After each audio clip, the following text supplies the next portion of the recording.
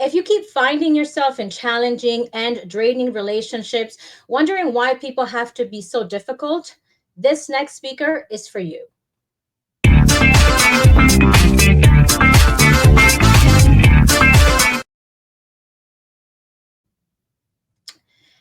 Shiloh Miner is a well loved wife and mom of two wild boys.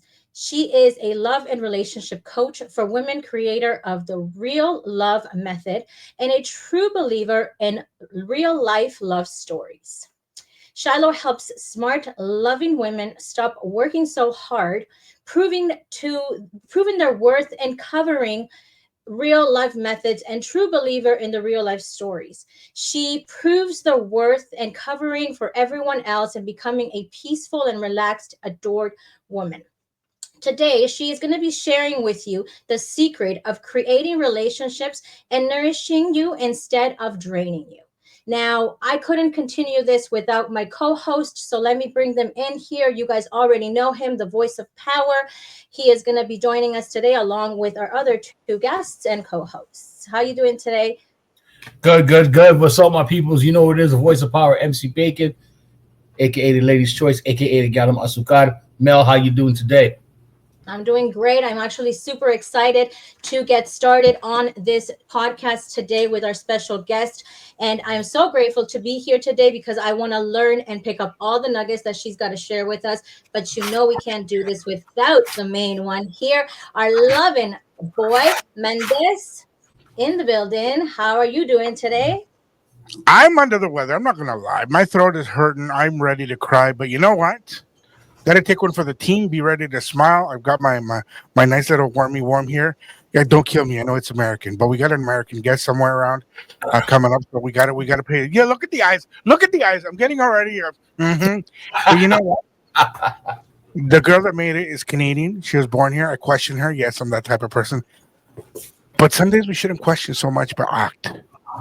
Which brings us to our guest today. Mm, Okay, we need to bring in Miss Shiloh. I'm going to bring her in right now, but I want you guys to understand something. Take this not as criticism, not as anger, not as something that you've always thought about, but take this more with an open mind and open heart. And when you can open your heart and accept someone's love, admiration, and criticism, you get to find out what love is. Miss Shiloh, welcome in. Hello. Welcome in, Miss Shiloh. We've been looking forward to having you on the podcast for a while. Thank you for having me. I'm excited to be here. Glad to have you. So, you know what, Mel? I like starting the questions, but I'm going to let you start the questions and comments because I know this one is one that you've been looking forward to more than the two of us.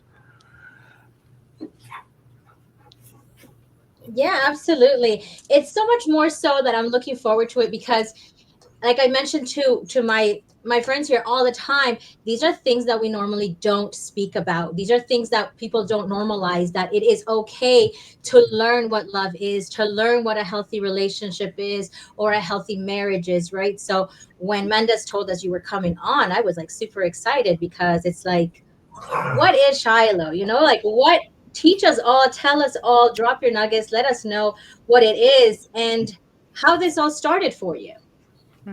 So I was like so many women just so wanted to fall in love and get married and have kids and thought this will be amazing. And I read all these books on it and I thought I had it all figured out. And then I'm waiting and not meeting the guy and I'm waiting, not meeting the guy. But then, I'm getting up to 30 and I meet this wonderful man and he wants to get married and have kids too. So I'm like, okay, great. It's all going to work out. And then, we fight a little bit, but that's normal. Everybody fights a little bit. And then we have one kid and we fight a little more, but like, can handle it. And then the second king comes along and the lid blows off and we're fighting. We're not talking. It's just like roommates who don't get along. And I'm thinking like, this is my worst nightmare. Your biggest dream turns into your worst nightmare because now you have this family and you got to figure it out. In my mind, you got to figure it out because I did not want a divorce. And my husband's a great man. Like, I didn't feel like I had any excuse. You know what I mean? It's like he was not doing anything really wrong. We just weren't getting along at all. And I had read so many books, I thought I knew it all. I'm like, let's read this book, let's listen to this podcast. Like, I've been to therapy, and it was just, I kept hitting a brick wall and having these, blow down, knock him out fights where I'm bawling my eyes out and he's not saying anything. And I'm like, what am I going to do? And so one day I literally thought, this is not working. My strategy to try and make him talk about this and figure it out with me is absolutely backfiring. We're more miserable than ever. I need to find another way. And that's when I started just opening my mind to every kind of advice, every kind of help I could get my hands on. And I figured out that I had the power to turn my relationship around just by changing how I was, how I talked, how I believed, how I was acted about myself, and how I treated him. And when I did that, the first thing I thought was, this has to be everyone. Like, there's got to be everyone dealing with this, because we are not crazy people. We don't have addictions or infidelities or nothing that is like really explosive. It was just normal woman behavior, normal man behavior with a family and the stressors that come along with that. And so I started helping other women, and I just went out and said, I want to help people with what I learned in my experience. And right away, these other women started having these huge changes and like not getting divorced when they thought they were going to have to get divorced. And it just still gives me chills, because it's actually not that hard and it doesn't take that long when you know what to do. But when you don't know, you get divorced. It's too exhausting. You keep trying stuff that doesn't work. And so that's how I developed my real love method, which is what I teach women to do when their husband doesn't want to go to couples therapy. He's kind of done talking about it, but these women don't want to throw in the towel.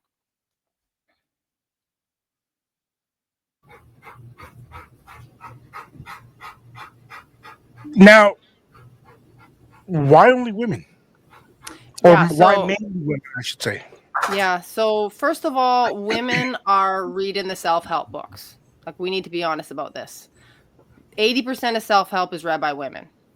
And so understanding that made me realize it's very typical that the woman in the relationship will be looking for answers and very motivated to find them. And the man will be avoiding the problems. Like, he'll be going to work more. He'll be just like shutting down. That's kind of how men deal with relationship conflict, is by avoidance, typically.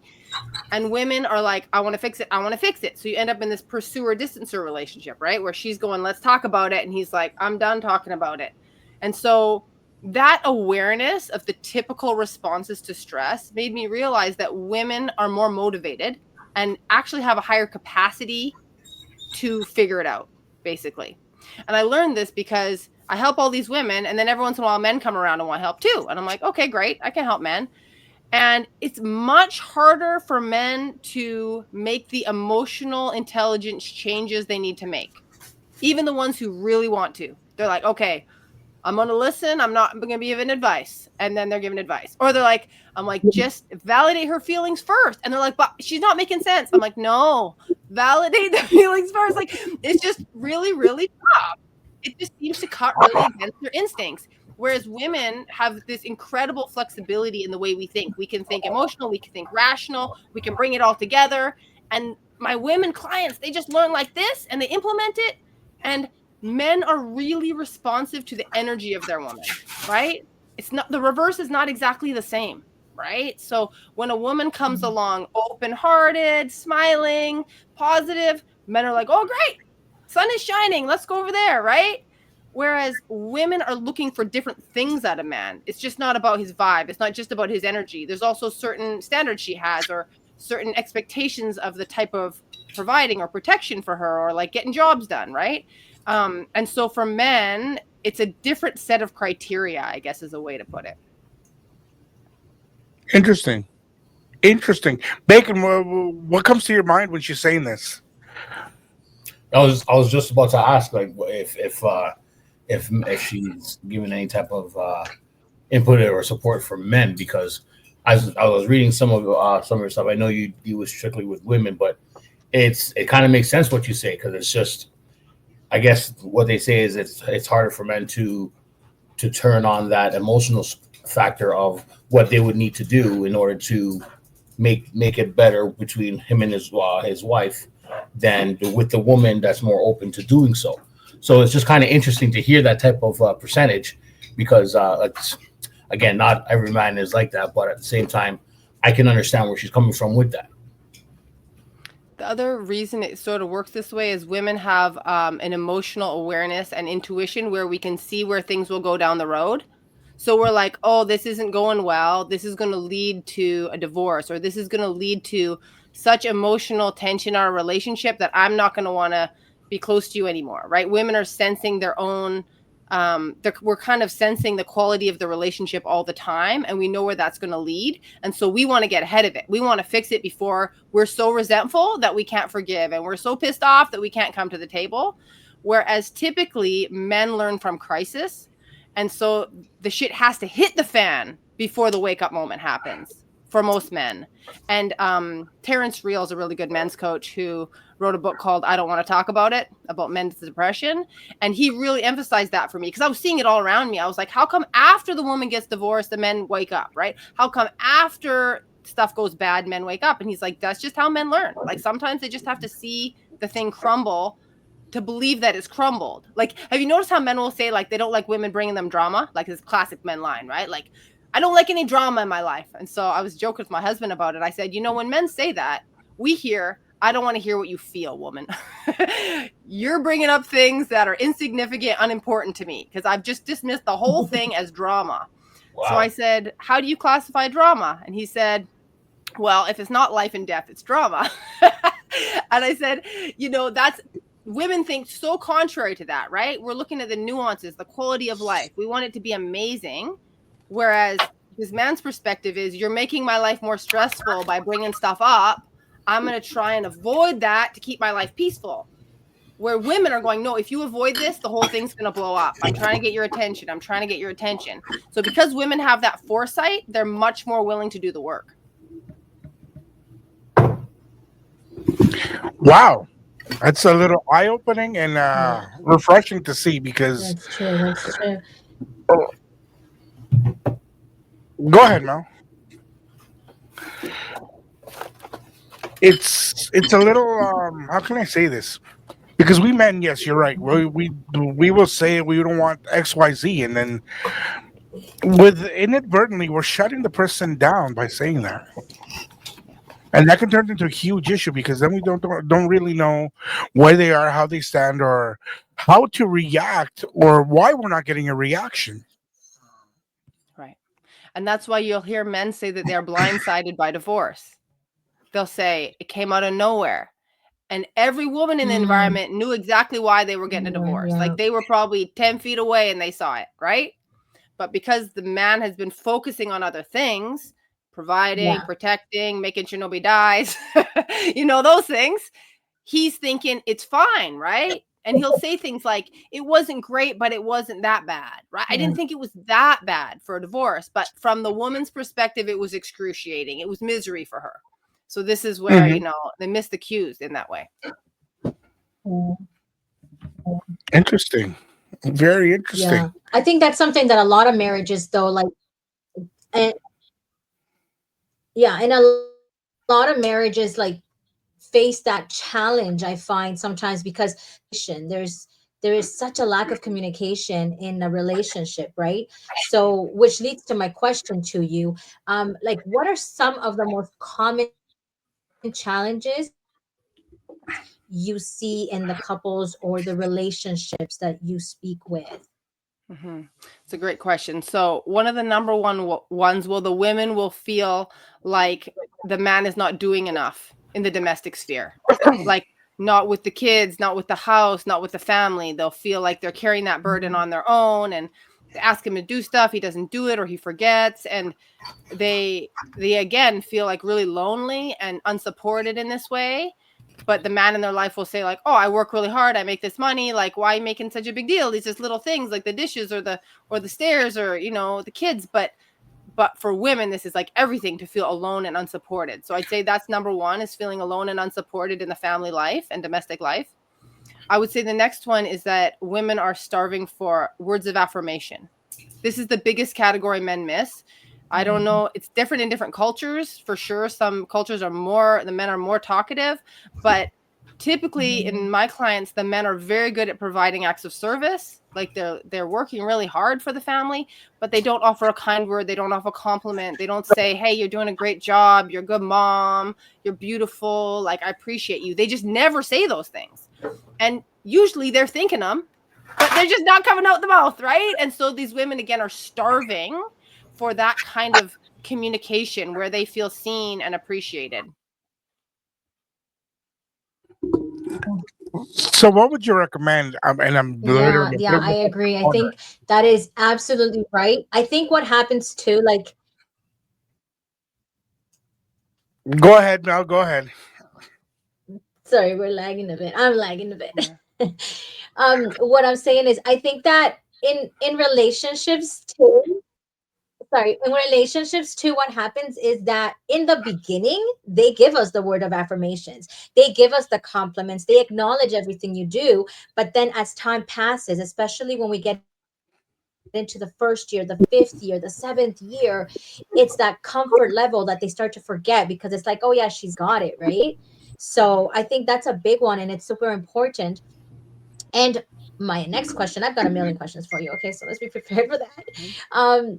Do you think it's important to know love languages? Like, how important do you think it is to know love languages?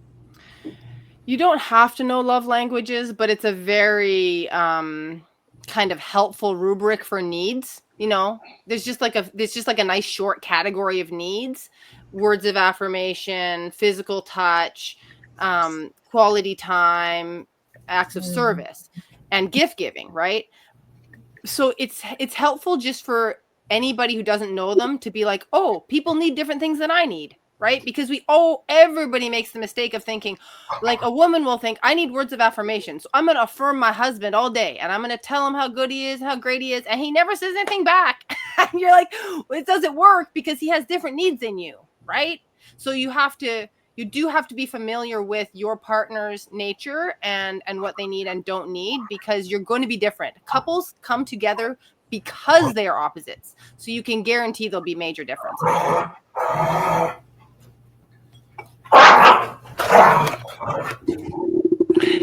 Sounds like Bacon's got a fight over there. With that being said, how can one understand? How can one learn? Mm-hmm. So for women, the first thing you can do is watch what he takes seriously and what he values. So if your husband is working lots of long hours, that's his love language. You're taking it personally that he's not spending time with you, that he's not with the kids. Maybe you're attacking him, calling him a workaholic, and now he's even out more. But guaranteed, underneath the surface, his way of showing care is to provide more money and more security for the family. And this is like a fundamental masculine value. So you can kind of guarantee this for any healthy masculine man, that's a primary motivator for him. So the first thing you can do is validate that. That will ease the pressure in your relationship, like 50% already. If you're like, hey, thank you for providing. Thank you how hard you work. That's one thing you can do to observe. You can also notice what he neglects. So if he is not giving you words of affirmation, it's because he doesn't realize they're important. Like, he thinks words don't matter that much. And that's how a lot of men think. They think actions are more important than words. Why fuss with all the words? You know, I'm doing the things here. Like you said, when they are pursuing you, they use all these words. Then they wife you up and they're like, I did the ultimate thing. I bought you a ring, a house, we got kids. I don't need words anymore. And women are like, no, I did all this because I was loving those words. Like, bring them back, right? So if you can just watch the way people act instinctually and where they put their time, you know, how they treat people, their friends and whatever, you'll see what's important to them. Interesting. So, Bacon, what are your love languages now that we're on it? Mine's always been communication. Like, that's always been a big thing for me. I like, with the lady I'm with, I like to communicate. I like to express to her how I feel about her, how she makes me feel, what I like, what I don't like, and I like to hear the same from her. Mm-hmm. In a relationship, you're always learning, just like in life. You're always learning something new or something that you've thought of, and it may come out differently from what you thought, and that's the enjoyment of it. So, like the women I'm with, like I said, I like to express myself to them and tell them how I feel, what I'm about, and what I like, what I don't like, and I like to hear the same. So I know in turn, what her feelings are, and I know how to, listen to her in regards to what she likes, what she doesn't like, and I like to observe and everything else. So it does make sense learning about each other, because that's the only way you can pretty much, how can I say, just love each other better. Yes. If you don't understand the person, you can't actually love them well. Yes. Because you're just doing things that feel natural for you. It might have nothing to do with what they need to be loved. Exactly. So yeah, it does make sense in regards to listening to your partner, observing how they act with with themselves and other people and their surroundings and so on, because you get a good idea of how maybe they'll treat you, and also observe how you treat yourself. Yep. Because for sure. it comes down to you at the end of the day. If you're not treating yourself properly or taking care of yourself properly, then you won't be able to attribute anything else to the person you're with, whether it's a husband, wife, or whatever the situation is, right? Now, Shiloh, I know you deal with mainly females, but have you ever had it that a man comes up and he's the one looking for the exchange? He's the one that's in the need, for lack of better words. Yes, absolutely. So some of this might be attributed to attachment styles. So when someone has a more anxious attachment, they will be craving more connection, because that's where they get calmness and security. And when someone has an avoidant attachment style, they're looking for more independence and more distance to get security. So these opposite types always get together. And so when a man comes to me, it's because his wife has this bit of a walled up veneer, and she's not really wanting to talk about stuff, and she might be a little bit critical and dismissive of him. And so then he's like, well, how do I, get through to this woman? And how do I usually get her to treat me with more respect? Because she's kind of being dismissive and, you're being needy, whatever, like writing them off, So that does happen too, of course. Is it worth the fight? Is it worth the struggle in your point of view? It really depends on a lot of factors. So the first one is if you have kids. I really believe in families, and that if you've got an investment with someone and you're trying to raise these kids together, that putting in, like, I call it the no stone unturned mentality. So it might be that it takes longer, but you might be able to get there. Like, it might be harder work for you, and you have to mature yourself that much more and up level your boundaries, up level your communication, like to the nth degree, because you're with someone who's unhealed or has, these bad habits. But I always think if you have kids, you do your very best to learn those things. And sometimes it's a gift. It's a growth that you needed, even though it might have not been very pleasant. I think if you're just dating someone and they're doing that to you, you should move on, because you don't have any investment in this person, and they've already shown you what their traits are like. That's how they're going to act. You shouldn't expect anything different. They're going to do that. That's how they treat people. So I really look at it in terms of like your whole life picture. What's the investment here? And that's why I kind of call it the real life love story, because a lot of people like to talk in ideals of relationships, right? Like, oh, if someone doesn't treat you life, like kick them to the curb. And like, if someone doesn't recognize your value, like move on. But that's not the real life for most people. Like, they don't want to move on. They got families, they got homes, they got investments. They know that it's going to be very costly to make some kind of decision to move on. And they want to make sure that they haven't, given up too easily. And also some people are like, you know what? I can accept a little bit of that because I don't want to break it up, So it's like, how good can it get? You don't know until you put in the work. After you put in the work, you see what that relationship is capable of. Like what Bacon said about how you treat yourself, that's a big part of my work, because people actually treat you the way you treat yourself. They don't treat you the way you treat them. And that's like a mind bender for a lot of people, because they think you just feed into that other person and then they'll treat you good. But if you don't treat yourself good, it won't work. Super, super great point. And this is where my other question comes in. Do you work with your clients first in making sure that they develop themselves or whatever they have going on individually, internally? Because a lot of times I feel like what we have going on internally is what we project onto our partners. Right? So when you're with with your part with your clients, do you work with them individually in their self development or in figuring themselves out first? Yes, absolutely. So in my method, I don't work with couples, right? I only work with individuals. And the real love method, the first step is put yourself first. And encapsulated in put yourself first is, are you attending to your own emotional needs? Have you made your life in such a way that feels good for you? Do you prioritize yourself, your development, your passions, your fitness, your whatever? Like, are you treating yourself in a loving and caring way? And like you said, you might have resentments and wounds that you're carrying from childhood, that you can't trust men, or that they're never really going to care about you, and then you're not even able to receive the goodness that's already there in your relationship. Like, that's the wild part. Sometimes your man is not even treating you as bad as you think he is, but your wound is amplifying it. It's like every time he doesn't look at you, he's not attracted to you anymore. Every time he's ignoring you on his phone, he doesn't care about me. Like, the story we tell ourselves about our partner's behavior is even more important than our partner's behavior, except Yeah. in the case of abuse. Yeah, it's like we're creating stories in our heads that are not even there, and it's causing like bigger conflict in relationships because of whatever internal you project onto your partner in your relationship, right? Yes, 100%. Hmm. Wow. Wow. I Man. listen. Let me tell you something, okay? Because these two always have something to say, and they're really quiet today, though. Mendes, what's Mel doing? What's Mel doing? Oh, don't know. She doesn't want to open that can of worms. They I always think Mel very needs to be careful here. they Yeah. always have something to say, but today, they're very quiet. Very Mhm. quiet, my Because friend. we listen and we learn. So we're not Oh, glad you're listening to excited. Get it? So, Shiloh, here's a question for you, and I'm speaking from a self experience.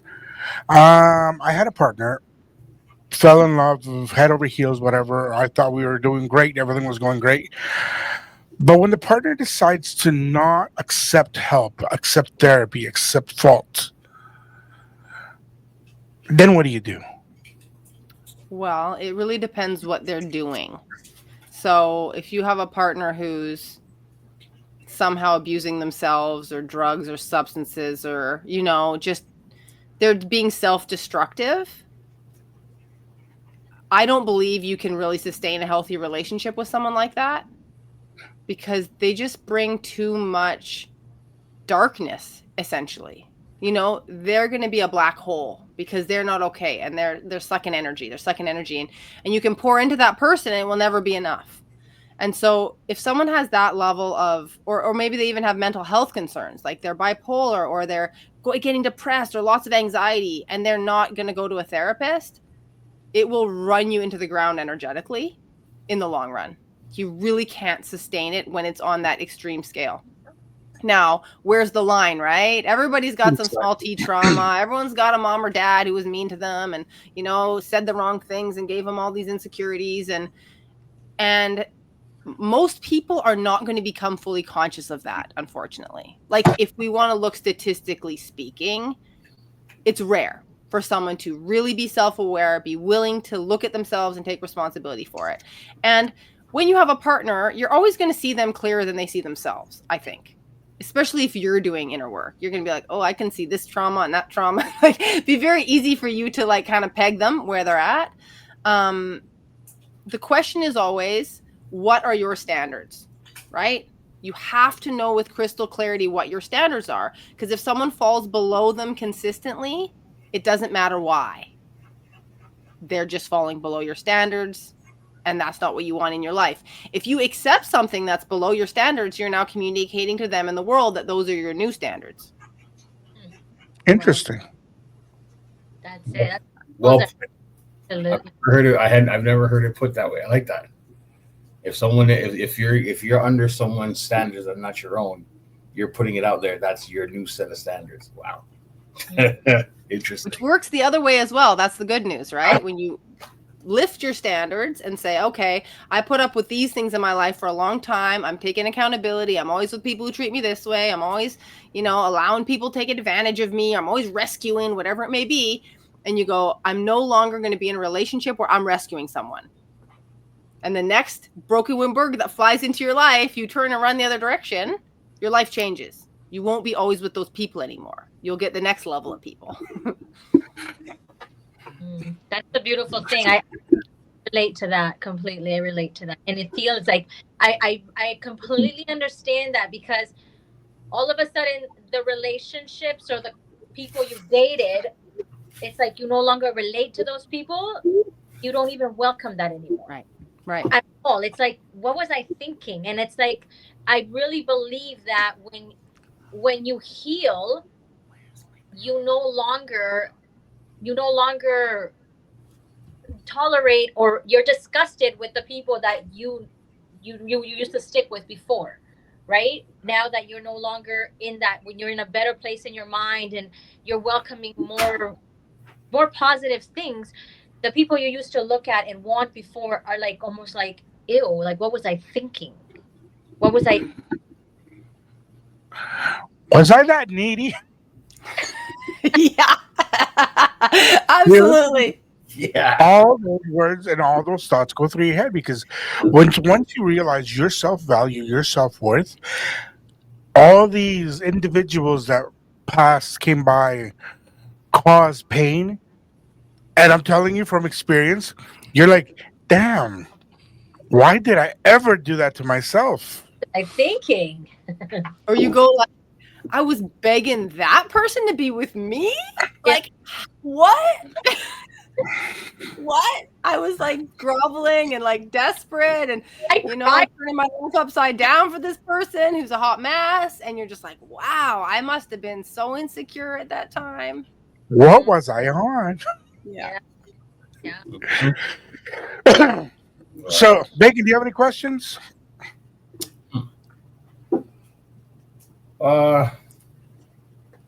Interesting enough. I'm trying to think of something. There's something I was thinking of.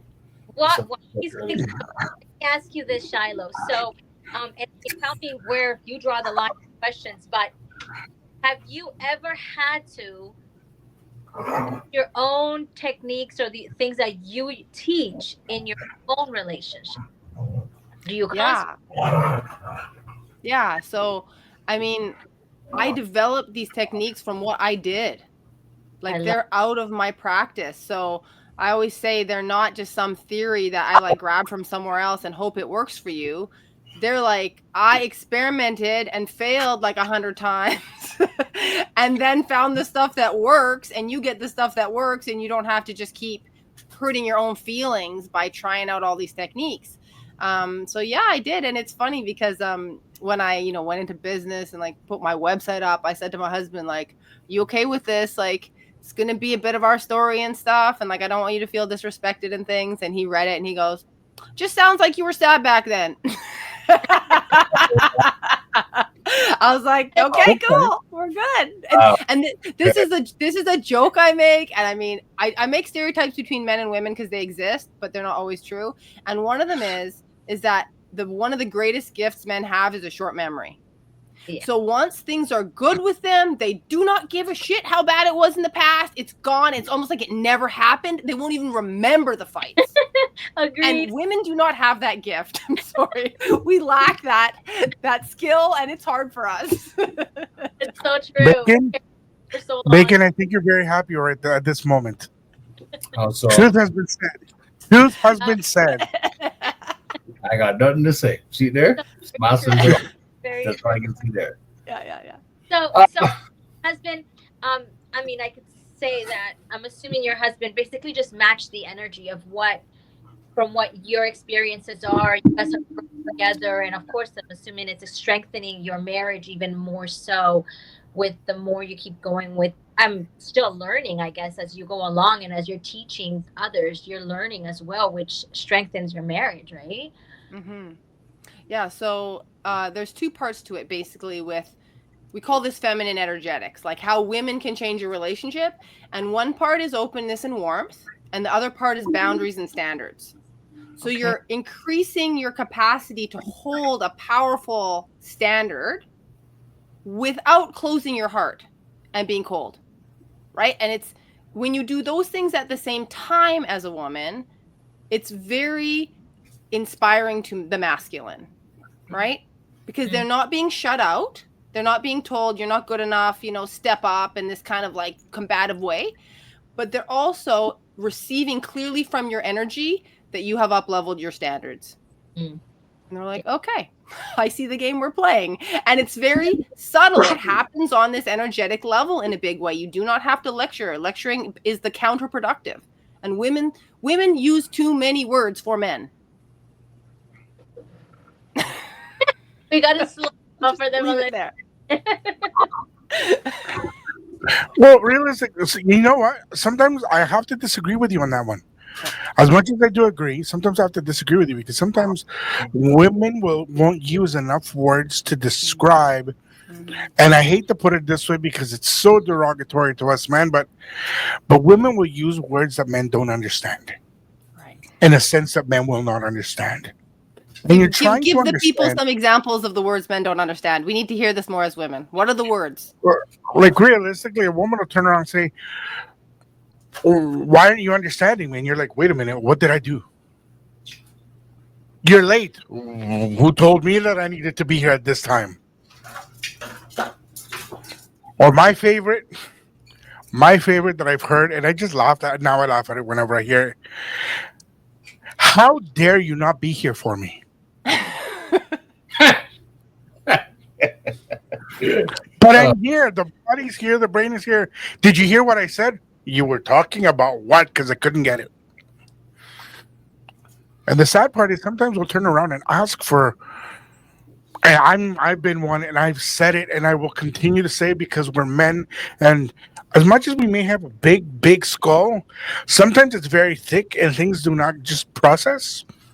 And I would say, listen, dumb it down, say it as stupid as Neanderthal as you can, for me to understand, because I'm not your girl that's going to understand what you're trying to say. And usually I get the, well, you're just being stupid. Okay, but I'm a man. I love that you're saying this because this is something that women find very hard to comprehend. And it's basically that our languages are so different.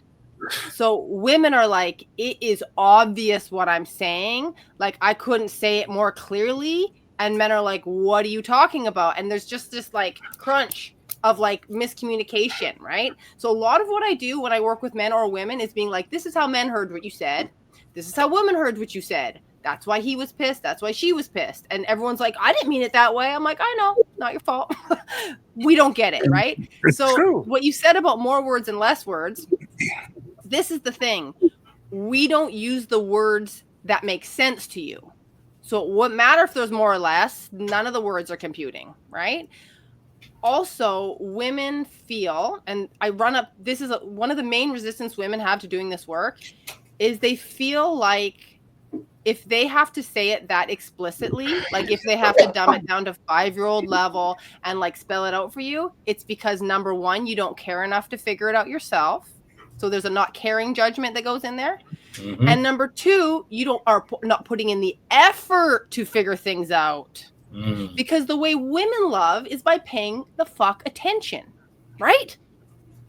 We're watching. We're noticing, and then we do, and then we notice, and then we do. And men are saying, well, spell it out for me. And we're like, but I pay attention to you. Can't you pay attention to me? That's the least you could do is pay better attention. And that's when comes the you should know already, which I thought you were going to say, because that's the cherry on top. That was coming. I'm not going to even hide it because it's true. Yeah. We could be in the same room doing everything together and everything could be going great. And then all of a sudden you're watching Titanic for all of things. And would you let me go? Would you let me stay on the door? Yo, there's room for two of you. What are you talking about? You wouldn't die for me? Oh, I would take a bullet for you, but you wouldn't die for me, would you? Wait a minute. You don't understand me. I'm sorry. And you like just walk away from it. Yep. It feels like a trap. So what I teach women is you have to figure out what you want from him. Because when women are emotionally activated and hurting, we just start expressing what's coming out. It's just coming up, right?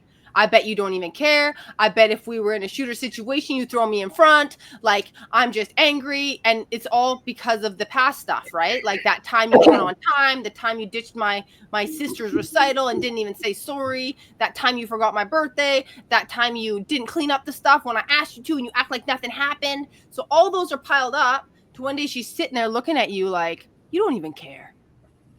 You don't even care. And what's that going to get you, right? You start accusing your husband or your man of not caring. And he's like, well, what am I supposed to do now? So one of the main tools I give women is when you start feeling all that stuff come up where you're just like, oh, you have to go by yourself and go, what do I want to achieve?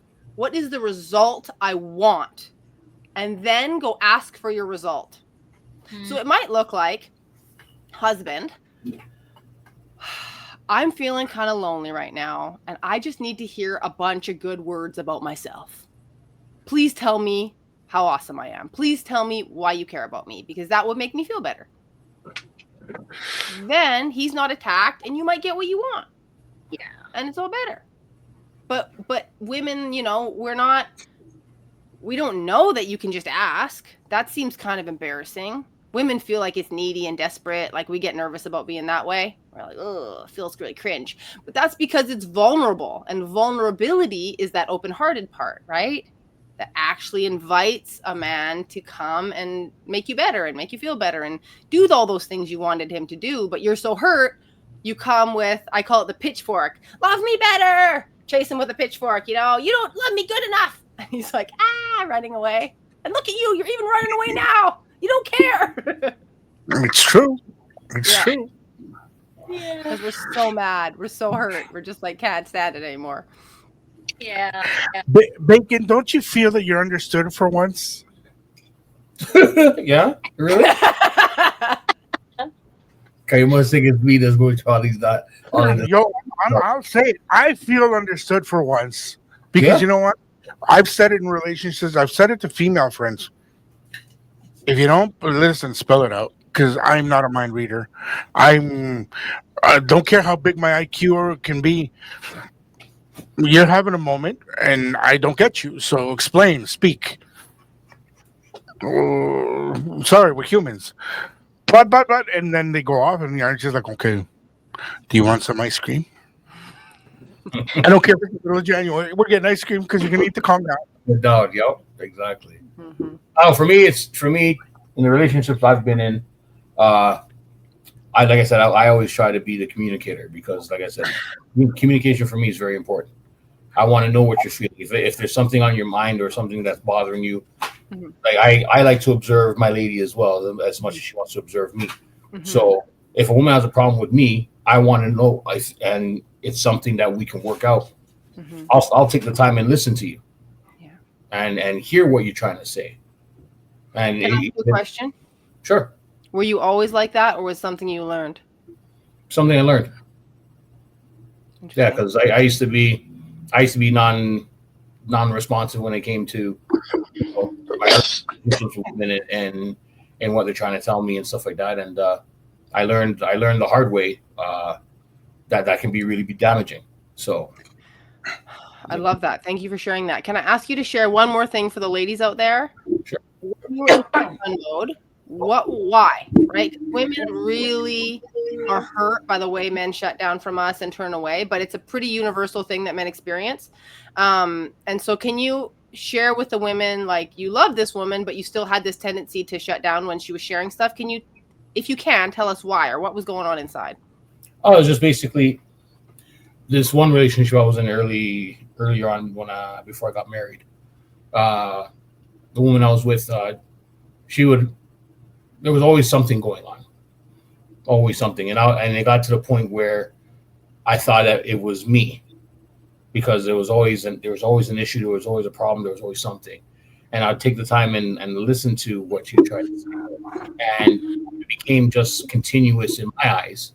I kind of like said, you know what, I'm tired of hearing it, but I never really came out and said I'm tired of hearing it. I just kind of like let it go, and when it came about, yeah, you know what, it's fine, don't worry about it, we'll figure it out somehow. And I'll always find that me trying to shut it down because I was tired of hearing the same thing over and over, So I guess in that way, maybe I shouldn't have taken that approach. Maybe come with a different approach. But at the time, my mindset back then, I was just getting tired of hearing about the same things over and over, because it got to the point where I was thinking that it's always something clearly wrong with me, and I know who I am and how I am in a relationship and stuff like that. So for the continuous responses of the same kind on a regular almost type of basis, it was just getting to me. I said, you know what, I'm just gonna let it go and let it be what it be. So Thank and you. that's something that I don't do now, because the effects of that, you don't you won't get to that next level if you continue at the level you're on in your way of thinking. Yeah.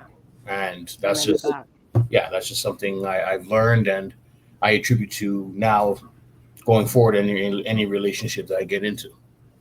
So yeah, I love that. but yeah, it's one of those things like this. Just hearing, just hearing about how you deal with men and women in this way.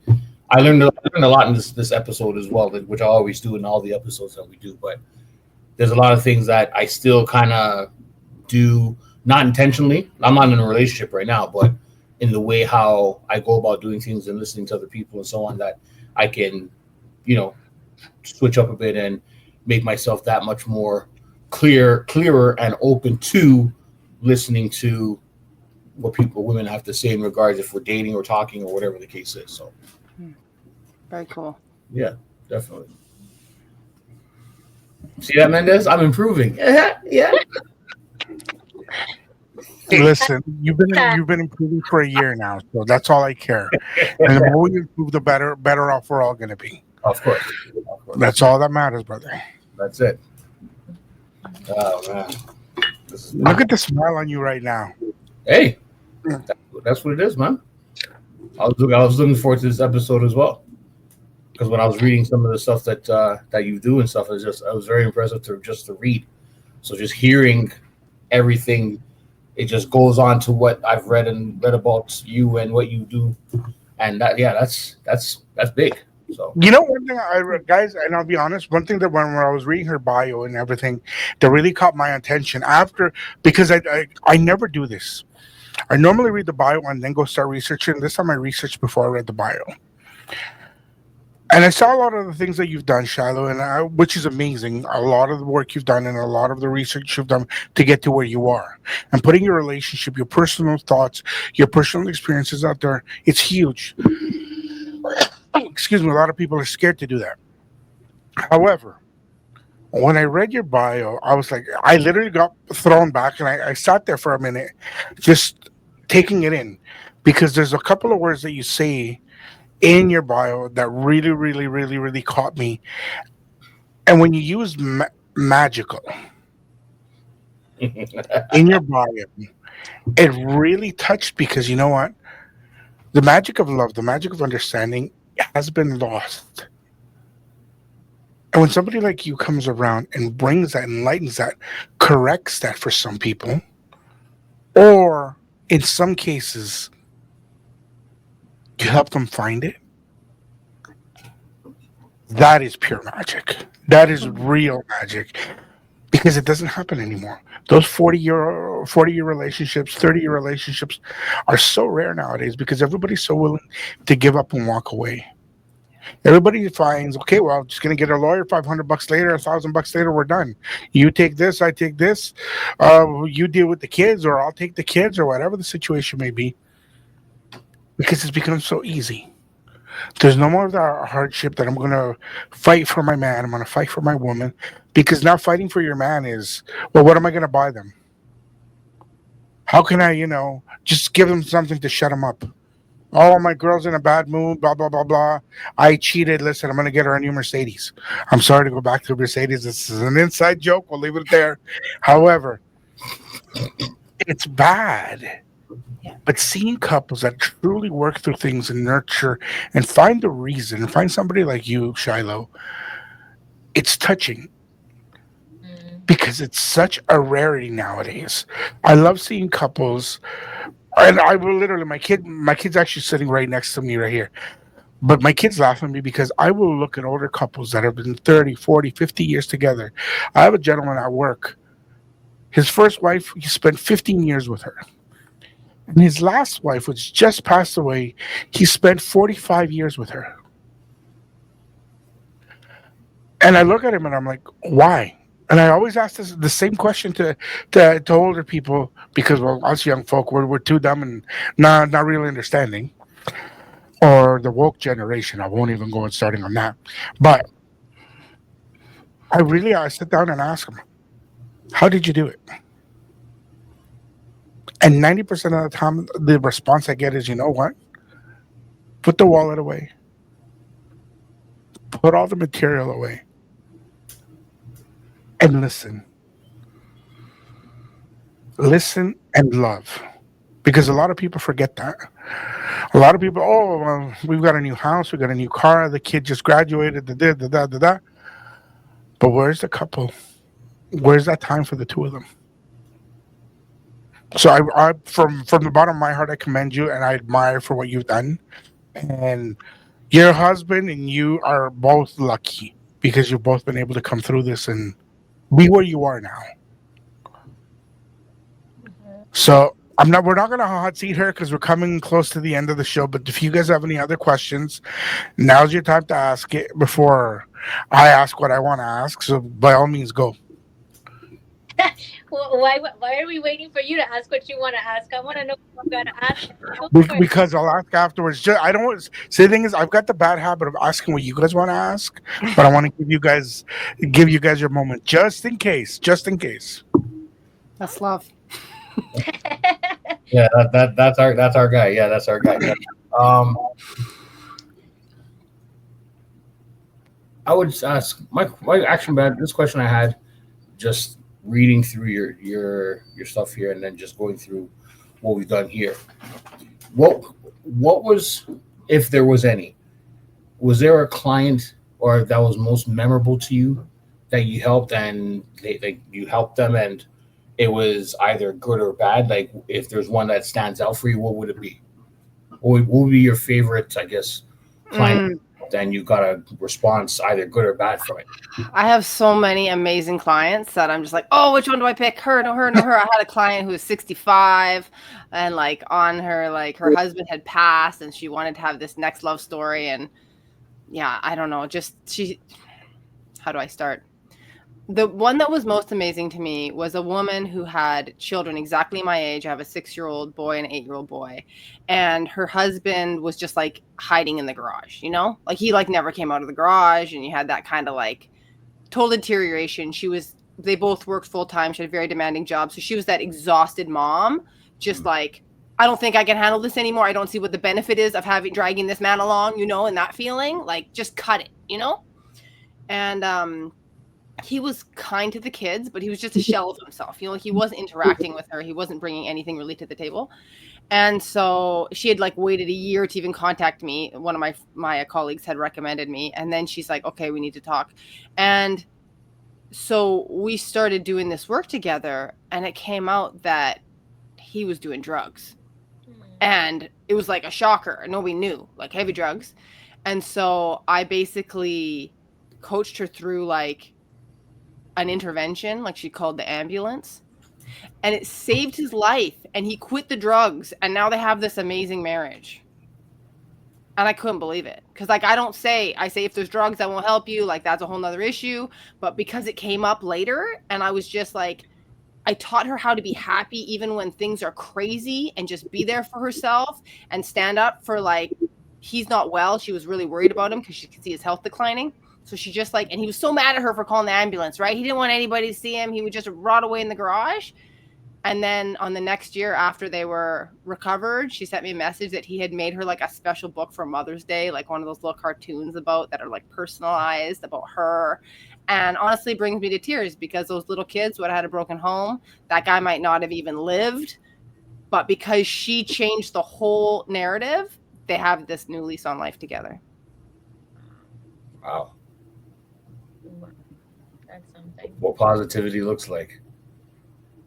God definitely blessed you in what you're doing, because a lot of people seem to forget that one's love is very precious and one's love is very real if they make it real and precious to themselves. Hmm. Yeah, that's big. Love that. I love Yeah, that. I'm good with that. I'm good. Oh man, I'm gonna And go to my neighbor and tell how much I love him now. Yeah. For sure, that's what's up, bro. No, I like that I because love yeah, there's a lot of stuff that people do that need that recognition, and it's not easy.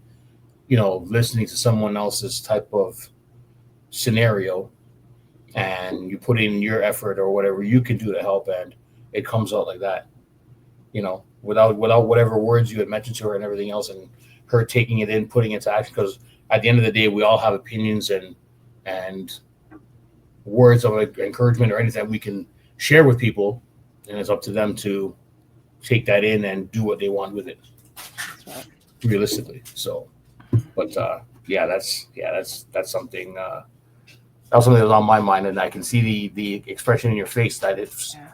that really did touch you. Then you're doing, yeah, that's something really big that you're doing there. So I commend you on that. Thank you so much. Sure. Love that. So, with that being said, my question to you is, you obviously have clients with whom you connect a lot more than with others, perhaps, or maybe stronger relationships with. When you feel that you are becoming maybe more attached, where do you draw the line? How do you disconnect from making it be so personal and emotionally attaching to you? Like, what do you Mhm. do when that happens? So you're right. I do become very invested in my clients and I care a lot about their story and how they're doing because it's such a personal work I do, right? Like I'm right there with their hardest moments and like their biggest dreams, like hanging by a thread. So I'm probably not like, I don't know if it's right or it's wrong how I do it, but how I do it is I allow myself to care. I care. That I feel like is part of the healing, right? It's not like a distance clinical relationship. People can feel I care, and I think that gives them power to take action. And then in terms of friendships, I allow clients to become friends after if that's what they want and if there's an alignment between us. So, if it's something where yeah, we just both have a really great connection, we have a lot in common and then the coaching container is finished and they're like, "You know what? I really like you. I'd like to stay in touch." I'm like, "Yeah, cool. Let's stay in touch." And I've Love, made some amazing friends that way. Awesome. I love that. That's beautiful. Mhm. That's beautiful. But once you make your friendships, does the coaching aspect end? I have to be that's the hard part. I do try not to coach people. So the rule is never coach without permission, right? Gotcha. So I'll always have all kinds of ideas for everybody I see, and I could just be dispensing unsolicited advice everywhere, but that would not be wisdom, and that would make me annoying, and it wouldn't even work. And so I really try to uh, turn off the advice giving when I'm in friend mode. And when I have friends who it's both, I'll text them friend hat on or like coach hat on or like client hat on because sometimes we're swapping and we're wearing all kinds of hats. So I try to just keep it clear which capacity I'm communicating in. Love that. Love that. Thank you. Mhm. So I'm gonna ask you something that's very hard. Okay. I'd like to have you back on, but I don't want to just have you back on. Would it be at all possible? Now, think about it. Let us know off camera because this is going to be a hard one. I would love to have you back on, but with a success story.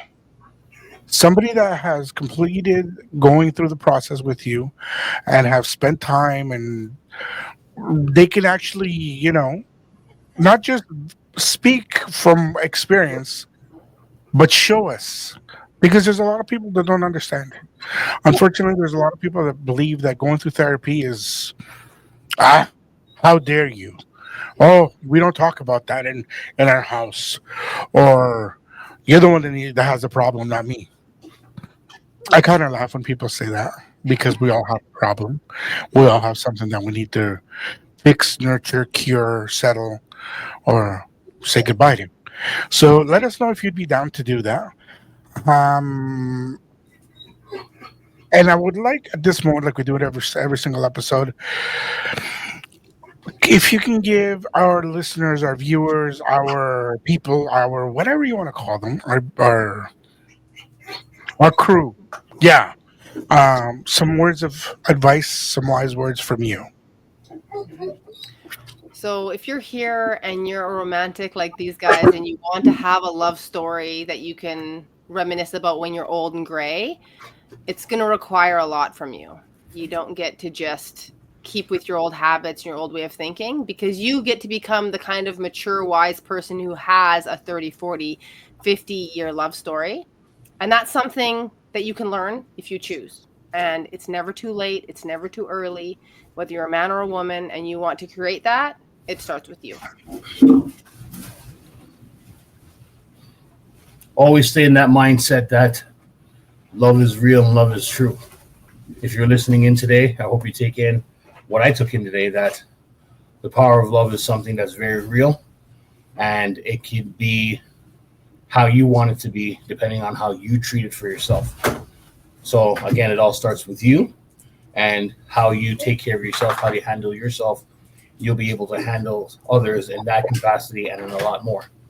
So again, learn to love yourself, be yourself, and stay true, because those aspects of yourself will be found in the partner that you're with for the rest of your life. MC Bacon salute. See y'all next time.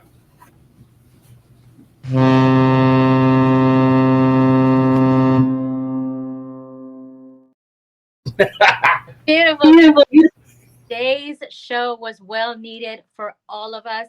I'm so grateful that we got a chance to have Shiloh on this show today to remind you guys, most importantly, to love yourself more today than yesterday and every single day. It starts with you prioritizing yourself, loving yourself. For you to get what type of love you want, you've got yourself internally first. Have an amazing, amazing week. We'll see you guys next week. Love you guys. So I normally tell you guys to love yourself and do all the nice things for yourself. But today I'm not going to tell you to love yourself. Today what I'm going to ask all of you guys during this week is to listen. But not just to listen to be heard or listen because you want to have an answer. Listen so that you understand if the other person is understanding you.